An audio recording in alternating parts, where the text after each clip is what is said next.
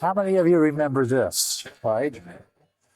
Yeah. How many will not be able to get this out of your mind for the next 2 days? It's a fantastic kickoff with what I want my MTV, and it's because what we're talking about today is, from peak TV to peak transformation. And we live and breathe this. I'm just curious, out in the audience, I see definitely vendors here. Who else is in the audience, out of curiosity? Is there any content creators or students? Are there any students there today? Because we hear this year at IBC, we have quite the influx of students today. So I think it's pretty fantastic that we're starting to see this kind of movement and moving forward. I'm really pleased to be able to be here to have this conversation because over the years, you have a tendency to really make friendships as much as you develop operational technology, creative expertise of what you're trying to deploy out into the marketplace, because you're trying to do all of that to be able to attach yourself with whatever that might be to an audience. And the audience is really that gating fact in between, is the technology that connects it. And in that, I can count these three as friends because we do things together outside of, the business world. And Schelle, Chris Pulis, and Steve Reynolds. Steve, still kicks my ass on the mountain. He's a phenomenally good powder skier. But, we all humble ourselves from time to time in doing that. But what I wanted to do is really kick the conversation off on, we read about a lot of things, and the transformation, a number of years ago was streaming. And streaming was a part of this entire effort of, maybe it might come, maybe it won't because of the control that the broadcasters have. Well, streaming is here now, and streaming is very real. And streaming is one of those things that we have to understand is now connected. And the irony of it is I still find wireless communications magical. I don't know about you, but it still is amazing that we're able to connect wirelessly and have content being distributed to us. And that's all part of the evolutionary process. We went from coax to wireless, and now that's being distributed. Well, we're moving into a whole new world, too, with new standards. And those new standards, a few years ago, we had the chance, Ann was here with me, we talked about ATSC 3.0. An ATSC 3.0 now is very real technically. It's just there's some issues afoot and making it become that kind of engaged or embraced. So, with that, all of what we're talking about really, to steal a word, it really deeply matters in today's marketplace. It's not just technology, it's how we have our audiences engage with us. And to be able to distribute that content comes to the expertise of an organization like Globecast. And Globecast handles, at least from what I know, the new facility in Westlake, you're like, 400, 500 channels? And, and in that process is, it's engaging audiences again, effectively and efficiently. And then there's the underlying technology that makes it all work. And that is also including the advertising component. And all of this is transformed, the business as it stands. And then what it really comes down to is it television or is it on-demand content? And is that streaming, and is that the direction that we're going to stay? Or is free, advertising-supported television going to be what it really is moving forward? Well, then what's the point? We used to do pretty darn good back when we had coax, and we were able to distribute that through a cable plant, and around the world people had their advertising. Well, where it does make a matter is lower social economic environments, and that's where live sports and sports broadcasting and advertising is included on that. And then we get into more technical constraints, and that is making sure everything's level, everything is clean, and it is pushed out the other side in a way that every screen has the same experience. So I'm going to want to kick this off really, and right now, I started off with ATSC 3.0, but how are platforms and OS level gatekeepers really reshaping the way that news and broadcast content is really going out into the market at this point? So just I represent the U.S. broadcast station groups. Pearl TV is a business consortium of U.S. broadcast station groups has been working on next generation television, or really thinking about this transformation that's occurred with streaming and big tech coming in and operating systems. And as we're providers of local news and information, live sports, live local, we distribute our streams both over the air to our cable, and we're also on fast channels.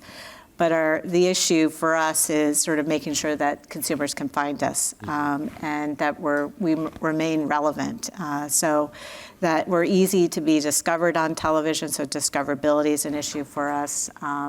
And so also what happens with that is a loss of monetization when you've got these bigger platforms that are taking what traditionally was revenue that we were either getting over the air through advertising, local advertisers, or through payments, subscription or payment fees from cable companies. So it's really changed the game.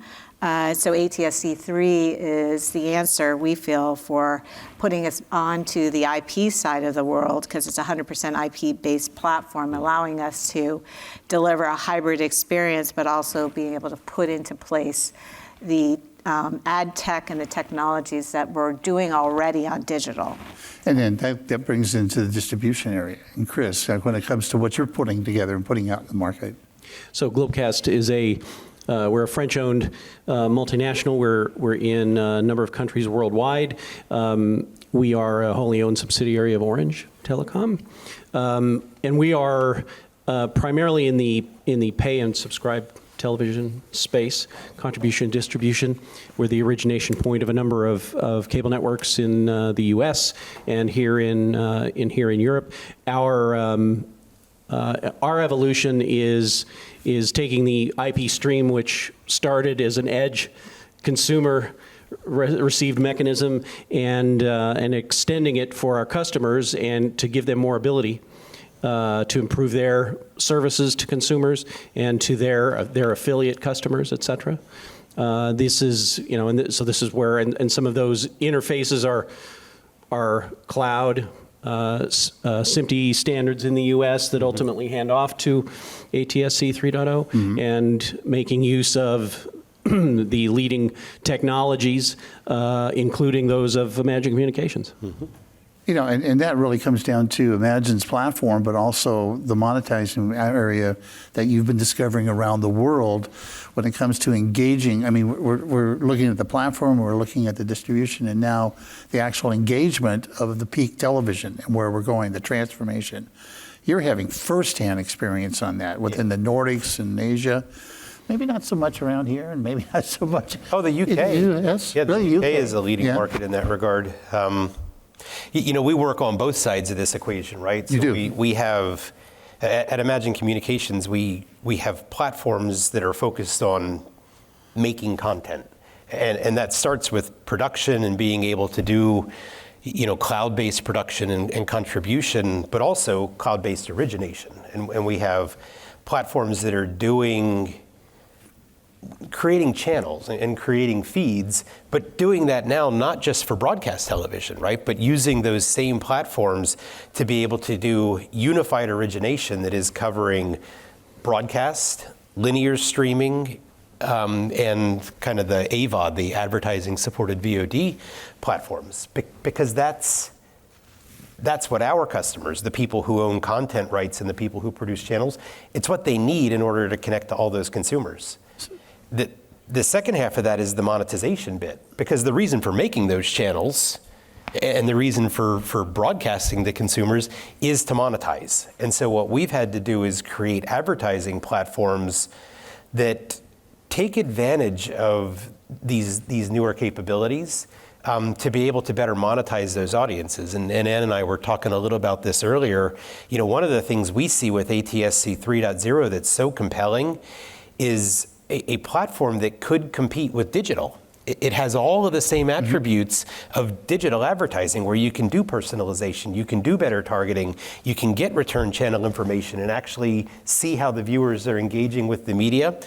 So, we'd love nothing more than to see that ATSC 3.0 technology in every consumer household. It really comes down to it. Let me play a little bit about. Turn that up, please.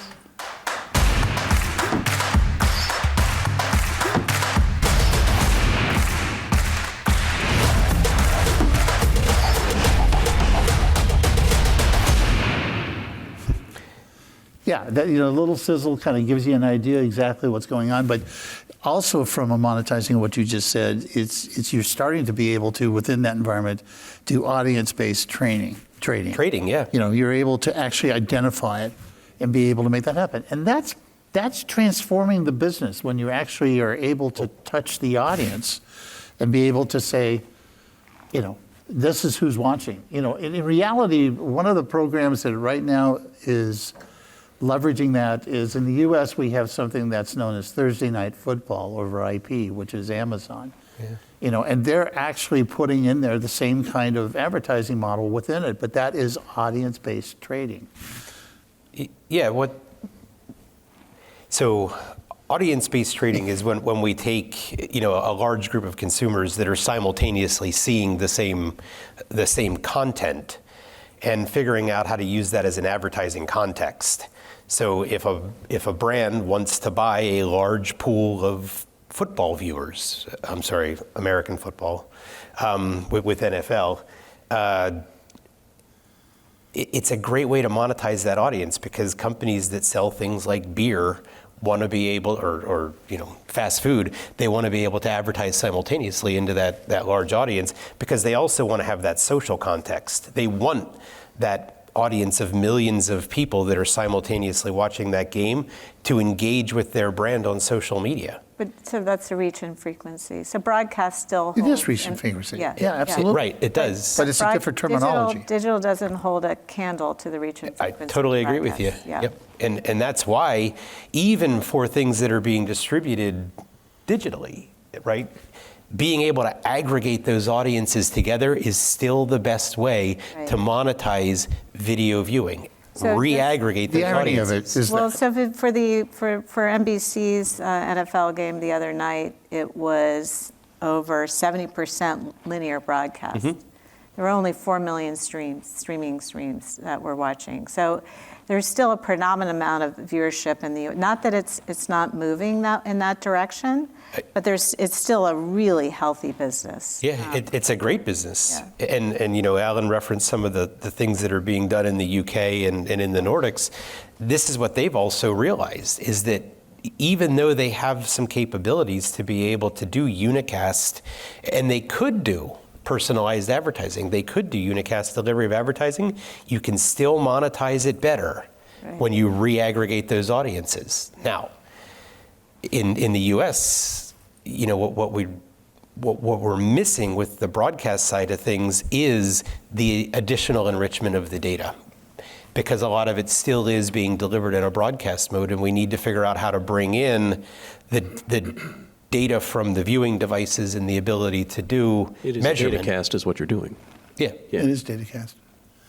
And you're participating in that kind of insertion of the commercials as well with what you're distributing at this time. Yes, we're the origination point of a number of U.S. cable networks, and so that's part of that automation that we're also then using technology to add signaling into streams, so that when Hallmark Channel is going to YouTube TV or to Fubo, there are markers in there so that those affiliates have automation that can trigger their ads to their subscribers, et cetera. So this is, and that's just at the most fundamental level of what the technology will enable us to do. And so really is the entire television category, progressing, or is it regressing? Certainly when it comes to, it comes back to ATSC 3.0 is definitely the right way to go, but to try to get this through, to be able to be embraced, is a real challenge. Yeah, so it's obviously, broadcasters are regulated.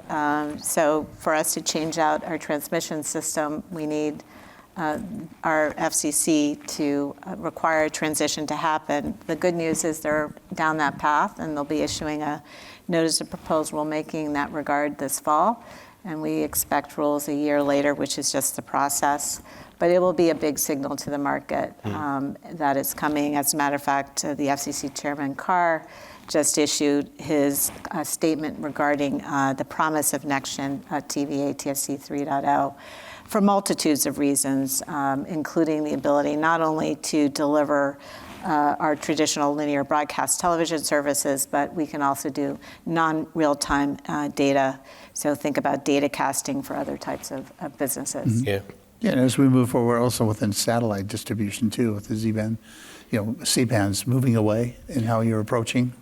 There is a push to recover the remaining C-band spectrum. 3/5 has been taken away over the last few years, and this would be the last of it. And then so U.S. cable networks that have been delivering on satellite for decades would need to move to a terrestrial delivery model on IP, which the idea is the government would fund that, just like they have in the previous repack. But I would say that the technology, though, the advantage is to the consumer in many respects, because the IP technology opens up things like a proliferation of 1080p and UHD and HDR experiences for the most mainstream of content owners and television stations. Ultimately, we want the consumer to benefit from what the technology delivers, and so they're the ones that are going to benefit the most. And not only a single channel going to a flat screen experience, but there are the sort of metaverse parallel experiences that IP can deliver at the same time that are also there. So again, the consumer is going to be the winner. Well, that kind of interactivity that you're talking about, right? I mean, that's great for consumers, great for that experience, but I'll tell you that advertisers are also very excited about being able to take advantage of that as well. Yeah. So that the whole TV ecosystem benefits from this forward progress in technology.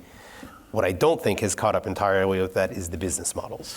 Yeah, but what you're just saying right now is that you're level setting it to a certain point that's able to deliver a high quality stream, whatever it might be, on the market. And that's including the advertising with the programming. Yep. And right at this time. I'm going to just take a little look at it.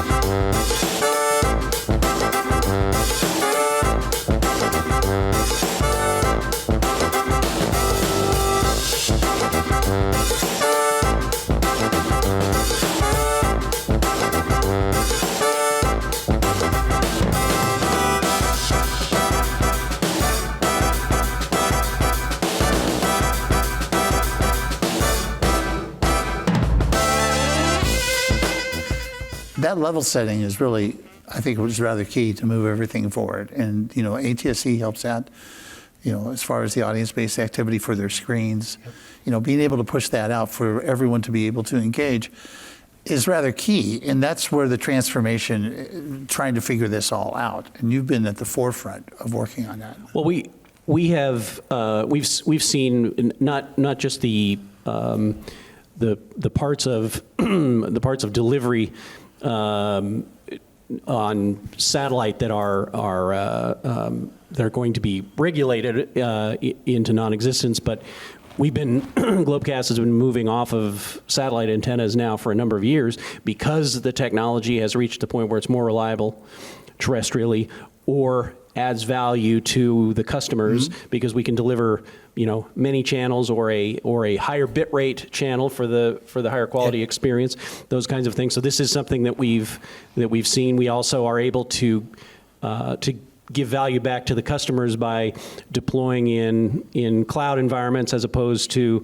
the behemoth, rack-based hardware that is a big refreshed every 5 years investment that a customer makes. I would rather update the software and update the EC2 instance in the AWS cloud on a more regular basis, because that will continue to, just like software development does, it continuously adds value to the consumer and to the customer that we're servicing. Yeah, I have to ask another question. How many of you out there actually understood what was just said? Eddie, I could see that. Yeah. Looks like we got the right crowd. It's got the right crowd there, because I'm following along and went, well, okay, wait a minute for the crowd. But what you just described, though, is this evolution of the overall marketplace to be able to start leveraging, engaged programming, and live sports is a part of that. And live sports is the number one revenue generator when it comes to television. It's also the one area that actually advertising people will put up with, because it's live. There's no pre-established programming. Well, I mean, there's some latencies here and there, but by and large, it's what's being pushed out. Yeah. The sports rights negotiations right now are really key, and that's based on audience reach and size of markets. Now let's talk television a little bit. Is that the direction predominantly that's going to be the foundation of programming moving forward? Is live sports? Well, live news? I think obviously live news and live sports are critically important live to everybody. I think, I certainly prefer to watch it that way. I think many fans prefer to watch the event as it's happening live. This is then where, big tech platforms have come in now, and they're able to invest great deals of money in rights with the NFL. And so that's how they're getting driving subscribers to their platforms. We, for example, Globecast, we are the service provider to YouTube TV, to the service in the U.S., and we're involved every weekend with the NFL Sunday Ticket operation, making sure that that's on the air for the consumers. So this is the new model, just like Apple has done with MLS, and Amazon is also doing with sports. We're seeing a similar thing here in Europe with which is more of a public broadcaster and telco oriented business, but those rights for those big live events, I think, are sort of the tent poles around a lot of consumer experience, investment, and growth in the business. Okay, that's the underlying now moving forward as a foundation. What are you finding, like in Australia and other parts of the world? Is that the same sort of engagement that you're having to deal with? Pretty much in every market that we work in, the live sports rights, the premium sports rights are the things that really drive a lot of value in those markets. Certainly around production, in terms of the viewership they attract, those are the events that are bringing in the biggest audiences. And then in terms of advertising, it's where the dollars are being spent. So we definitely see live sports and live events as continuing to be the big drivers. The other one, though, is local news. I mean, local news, and in the U.S. market, certainly, that is a huge driver of viewership and also a huge driver of advertising dollars. And so, when we have these discussions about the big tech platforms and them coming in to acquire those rights, that covers one piece of the ecosystem. But I think what the local broadcasters still do in terms of news production, news gathering, I guess, in general, and then the way that they're bringing that to the viewers, not only on the linear delivery platforms, but also what they're starting to do with more of the OTT and direct-to-consumer type apps. I think that represents another important piece of the business that you're going to see, the kind of transformations you're talking about continue to gain a lot of momentum in the coming years. Yeah. Yeah, agree. Yeah, Ann? So I heard a great term from Devin Croft the other, which is YOLO. You Yes. only. Yeah, that was a great line. Yeah, you're only live once. I had to think about that. So, but I think that live television is what's driving right now the viewership on broadcast television. Certainly, we can see it. So ATSC3 is launched in over 76% of the U.S. now. We have about 15 million TVs out there.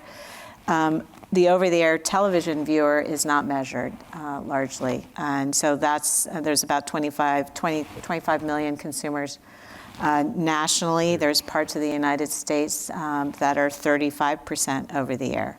So that's a pretty important audience, and you can see the spikes on Sunday with that viewership. The other interesting thing is, as they're watching football, the other next category is local news, which tends to follow football. So it's the other interesting phenomenon in the U.S. is the local leagues. So take the NBA, take Major League Baseball, are mostly now carried by local broadcasters, and in some instances they're giving away antennas because that's the only way you can get it, because of what happened with the regional sports networks, dropping these channels because it got too expensive. So the broadcasters are now picking it up, and what they're finding is they're coming out with their own apps, direct to consumer, but they want that broadcast. It's not an either or, it's an and. And I think you're going to see broadcasters hanging in there as an and in many cases because it delivers that national reach. But then again, for very local sports as well. So it's this interesting phenomena that's happening in the United States around sports and broadcast. Yeah, you're also opening up kind of an interesting area for discussion, and that is app-based programming. And where we're moving within that from the dial position versus what's going to be app generated and what you're going to be watching, and then those affiliations within that from an advertising standpoint. I mean, you're finding that heavily at this time. Yeah, so it's whether you're talking about native apps that are on the television, like a Peacock or It's an app. What? It's an app. It's an app. Or in Next Gen TV, I can do an over-the-air app. So I can create app-based services in over-the-air. So we just launched Game Loop. We launched Roxy. Game Loop is an all 100% gaming channel that's interactive, that's provided over the air in Next Gen TV. And Roxy is a music channel. And so it's like when you watch it, it's like you're just watching, music clips. Might as well, be any other music app that you're using, but it's being provided over the air. And how that works is we send a URL out over the air. It grabs the app, and brings it up into the over-the-air UI guide on the television. So we're outside the native side of the TV. So for those over-the-air consumers, you're getting 100% interactive environment, app-based, just like you would on your iPhone. Mm-hmm. And that's television transformation. Yeah. What you just described. Yeah. That's the subject right now that we're talking about. And that's being accepted by the viewer. It's being accepted by the viewer, but what's interesting is both Game Loop and Roxy have taken it out to advertisers, and they don't understand that signal. They're like, we've not seen this before, so we don't know how to do this. How do you value that? Yeah. Yeah. Well, it's a new type of inventory is what it is. Completely new. That's what we've been engaged with for 10 years now, since this kind of transformation of the TV industry started. We've had to create new inventory types. We had to create on-demand inventory types. Yeah. We had to create addressable inventory types. And the systems that we sell to the sellers, right? So that's our customers, the sell side. Mm-hmm. So when we sell a system to a Sky or a Charter or a Seven West Media, those systems have to have new inventory types to represent exactly what you're talking about. But that's all part of this transformation. And by the way, there's not an end state, right? People say, how long is the transition going to take?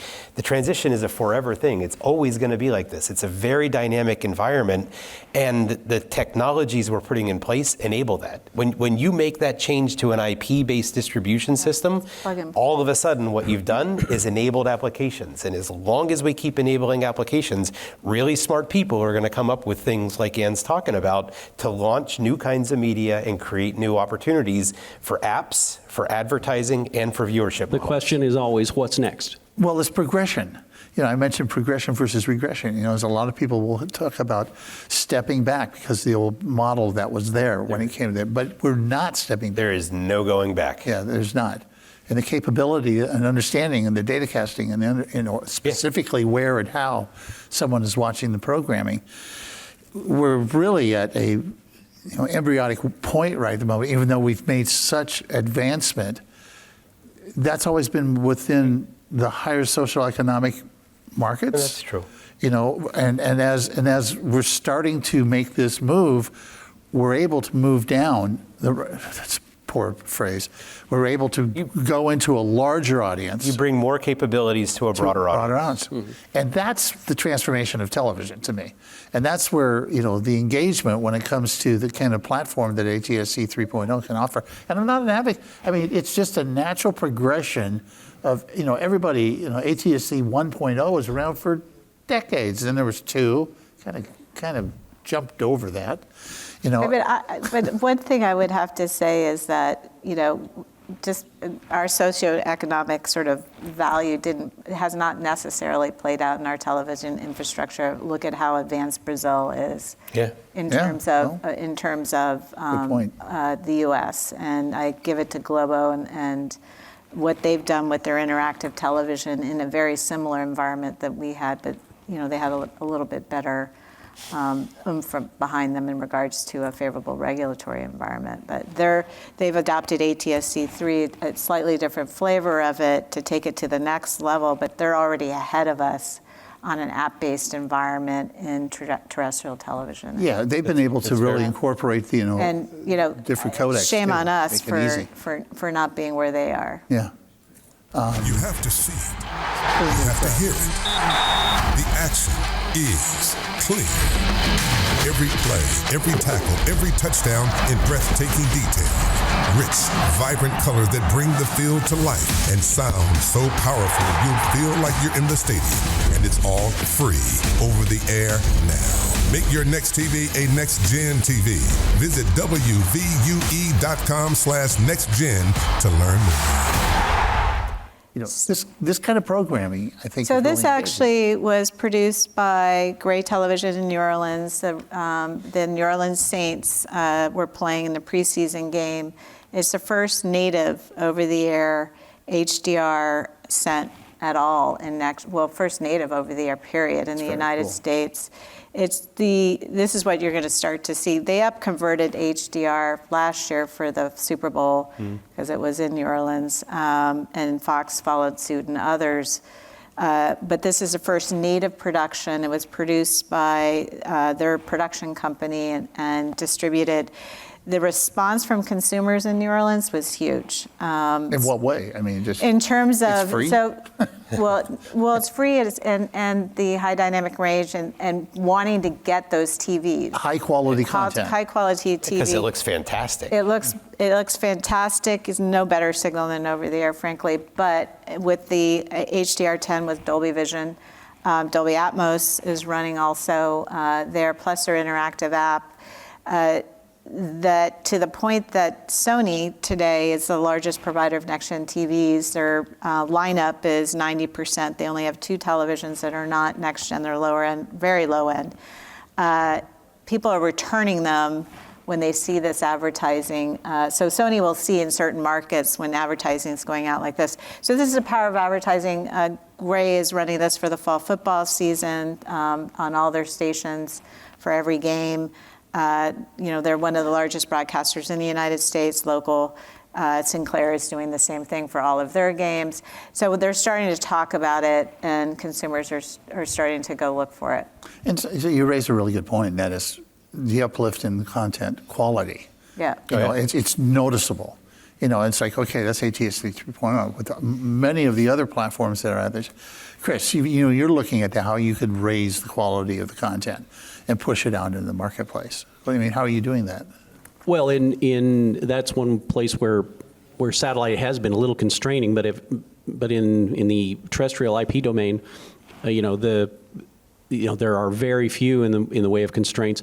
We also are looking at some interesting technologies that use AI. Our partner Pixop uses AI to analyze an HD standard dynamic range stream, and uses AI to influence the algorithms that upconvert to a 4K HDR rendition.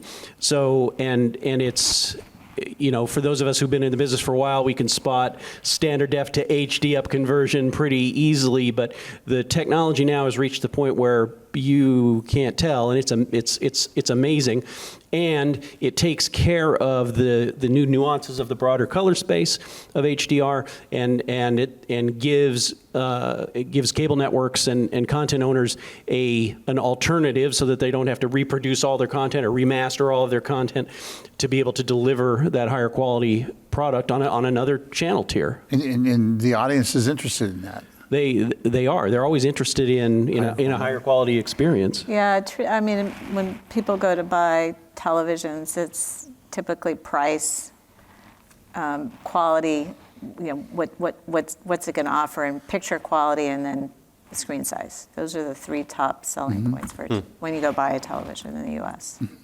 And 40 million people buy TVs in the U.S. But I'm still using that annually. That 3D television I bought like 8 years ago. I have my glasses rumbling around. I know, they're all different over the drawers. place. They're in the junk drawer. Yeah, in the general drawer there where all my 55 remotes are. It still looks great. It's all HD. Some things don't change. Yeah, but has it changed? But HDR looks better. HDR looks fantastic. HDR is 4K, HDR. And I would Absolutely. challenge the upconvert, especially when the CEs are doing it off their televisions, because it's not, when it's native and coming off of the camera, it's remarkable. It is remarkable. There's the different, and this comes back to the live sporting events. They're shooting all of that in 4K, but then they move, like we're talking about, that's ad for supported, and as soon as you move to ad, it drops. And it drops in a lower level. And but so 1080p HDR is UHD, and so that now can be distributed. And I see Richard over there, but the networks have now gotten the distribution up to the point they can deliver it to the affiliates out in the U.S. now. So they're getting ready to sort of unleash that for 2026. And it's all been enabled from a production point of view too, right? And it's another place where we talk about transformation. There was a big transformation in the production side, which was the move to IP and especially the adoption of 2110. A lot of this content is now natively being manufactured in UHD, in HDR, in the correct color space. That's right. Your point about whether the advertising, this quality change that people perceive during advertising, that can be fixed, right? There are upconverters that can handle that. During the process. So it's a choice, right? It's not a constraint, it's a choice. And some broadcasters choose not to do the upconversion, but it's certainly something that can be fixed. I hit the channel change when I do that, when it drops a little bit. You just don't like it? But since we're talking about this, I would be remiss if we didn't, since we have these level of understanding of television, to bring up the topic right now we just went through a big acquisition in the U.S., and that is David Ellison, the son of the icon of Larry Ellison, which, depending on the day, is the richest man in the world compared to another person, has bought Paramount. Finally went through. It's now there, and we can talk about all kinds of political ramifications that are happening. But now they've set their sights on Warner Brothers Discovery. What's your opinion about that? I mean, television is shifting. They're going in big time and putting money, behind it. What do you? We're speculating. It's all a part of what happens when they get Warner Brothers and Discovery within Paramount. Steve? Look, the name of the game is audience, right? It's all about audience. The reason that all of this happens is to attract audiences. If you can aggregate together more assets and attract more audiences, you can build a bigger business. So I think the progression is that you will continue to see consolidation, and I think you will continue to see the big tech companies looking to invest in content. They want to buy rights. Netflix did it, Amazon did it, Apple did it. Why do they do it? It's because they want to buy the rights, they want to attract that audience, and at the end of the day, what they want to find out how to do is monetize that audience. And it's not just through advertising, it's through data as well, and that's why having more technically sophisticated platforms to be able to deliver content and measure audiences is going to continue to move forward, because we need the data so that we can better monetize. Because the streaming mechanism gives these owners, they know when you've paused. Mm-hmm. We don't, we didn't have that data with VCRs, or even the early DVRs, and they could tell when viewership is falling off. It can help them make different choices about which programming to curate on a given platform. Yep. How often to refresh. Is one region of the country consuming more of one genre than another? I mean, there's an enormous amount of feedback that they're getting, and then of course they're making their bundle bigger, so they can charge the bigger subscription. Mm-hmm. Yep. So that comes back to the Paramount app. As we're talking about television, it's like you're going to be able to go to that, and that will become the more competitive environment for up and against Netflix and Prime. Television is shifting. Like we've talked about the app generation, where it's going, how we're going to approach it. We're moving away from the dial. And how we're going to be able to provide and distribute content on an ongoing basis. And we're going to be able to measure it in a much more refined manner to be able to have that kind of content go to broad-based economic environments. And so this is a good move then. Its timing is good. I'm not the person to say whether it's good or bad, but I fully understand why they're doing it. Because you need to because bigger audiences yield better advertising rates and also give you more access to the data that's ultimately going to power the businesses these guys want to be in. So I understand it. If that's the question you're asking. Yeah, so I think speaking from a local broadcaster, so the investors of Pearl, there's a lot of change happening with cord cutting and the economic models for broadcasters in the U.S. and the network affiliate relationships that we have. And when the content starts to leave broadcast, the local broadcast or the affiliate channels, and move over to these apps, that concerns us. Yeah. Mm-hmm. Because it's not a lead into the news anymore. Right, it's not a lead into the news. It sort of changes the economics. We're hoping that NextGen TV actually creates an environment where, that's lessened. Or as local broadcasters, we have the opportunity to do more and monetize more to sort of replace. You're not going to be able to replace retrans, but replace some of those, combat some of those things that are happening in terms of the shift, with our partners. Mm-hmm. I think our best partners are, frankly, cable and our networks. But you've got this shiny toy over in the streaming side of the house. Streaming still not making the returns that it needs to, so they're leaning on broadcast still. So we're very much the Barker channel for the streaming channels, for example. Yeah. And you could see Iger said that for ABC. So it's going to be interesting to see where this all plays out. For us, we're very much about ensuring that we're continuing to carry the local news. It's vital to our communities. It's what we do every day, in terms of the stations that are part of the Pearl network. And again, very important we launched NextGen TV to ensure that we can monetize that. But it's going to be interesting to see how this all plays out. I think the advantage that the local broadcasters have, though, is that they do understand the value of monetizing audiences. I'm not convinced that a lot of the digital platforms know that. They like to sell impressions, and that's why their effective CPMs are so much lower than the kind of CPMs you see out of a broadcast environment, they may or may not care, but it is indisputable that they get lower value for their advertising. Well, and so the other thing I left out is consolidation. So consolidation's happening in the U.S. On the local broadcast side with Nexstar's bid for Tegna. Will make it the largest broadcaster. Broadcasters are buying stations. They're challenging the in-market number of stations you can own to roll up sort of their network affiliates. And it makes sense because it's too fragmented now, and consolidation will make broadcasting stronger in the U.S.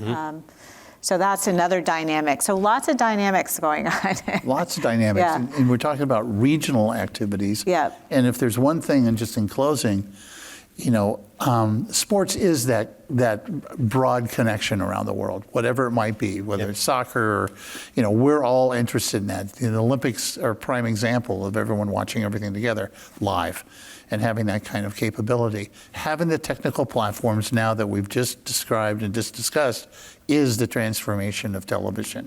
And we want, to your point, we're not going back. This is a new way of engaging audiences, helping audiences fund the kind of programming we're wanting to be able to produce. And we're making some changes in the industry in and of itself with this kind of collection of new content that's being created. Thank you. Thank you for being here. Great summary. Yeah. Yep. Thank you.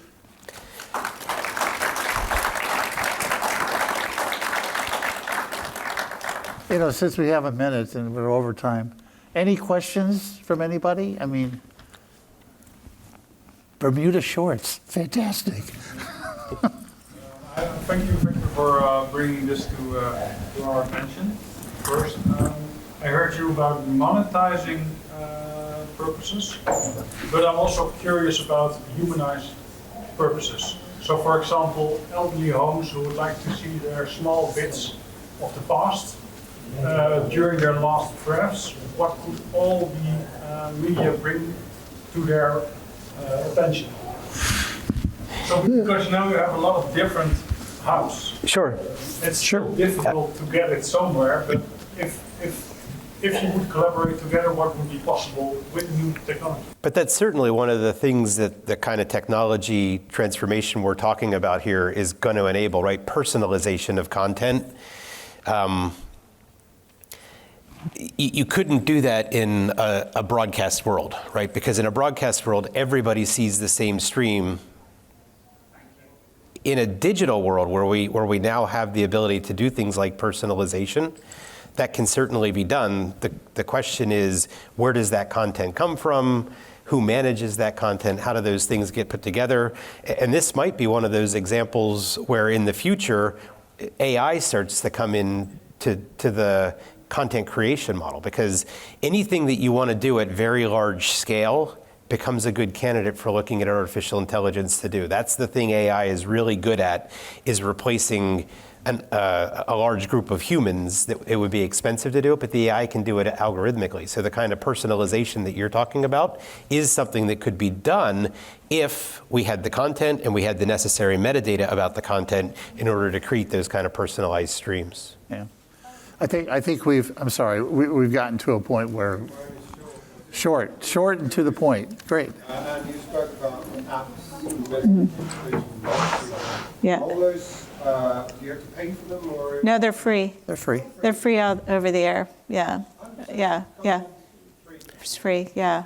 Yeah, I mean, this is. It was interesting to see what Roxy did was they licensed the MTV catalog.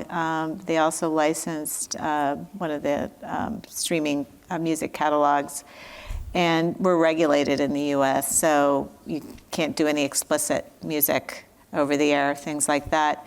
They just used, I think they used AI just to get rid of that, and they have different channels that are for family-oriented, Hispanic, whatever, and it's launched, and most of them, over 60 million people can receive it right now if you have a next-gen TV. And the game loop is actually multi-gaming, so there's a crossword that you can play with your friends, and this is all over the air. It's very cool. Two-way.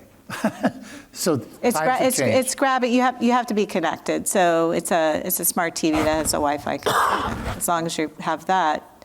But that's never been offered, and the attachment rates of consumers that have found that is they don't leave the games, which maybe not be such a good thing. But if you want them to watch your channel, but they're actually they're playing them. They're finding them and they're playing. They're all casual games. So it's interesting to watch that evolution. The other thing is we can do pop-up channels. So I think, elections are a big thing in the U.S. Local elections, if there's a mayor running and the local news wants to cover it, they can pop up a channel instantly, and you're basically streaming it in the over-the-air environment is what you're doing. If there's like a town hall, I wouldn't go to a town hall today, but there's a town hall. It's a little crazy. Well, pop-up channels is something that just has not been around in the U.S. It's just not been a part of a U.S. habit. You see it in other regions, Europe, et cetera, but it's a great value add to the consumer. We've never had pop-up, but Restart is now available over the air with the apps, and so there's everything, that's been done with HBB TV here is now coming to the U.S. essentially. 10 years later. But the app-based channels are something that is not in HBB TV. And the irony of this is exactly where we're going. It's like we've been playing around with this with interactive television for a long time. The red button on BBC, all of this it's taken years to get behavior to modify and change. And so now with the technical platforms that we've been talking about, television is transforming, if not transformed. And so today we are moving forward what we take for we take for granted what we have at any particular time in the content that we want. And it's a matter of building the overall business models that allow it to progress. So thank you very much. Thank you, Allan.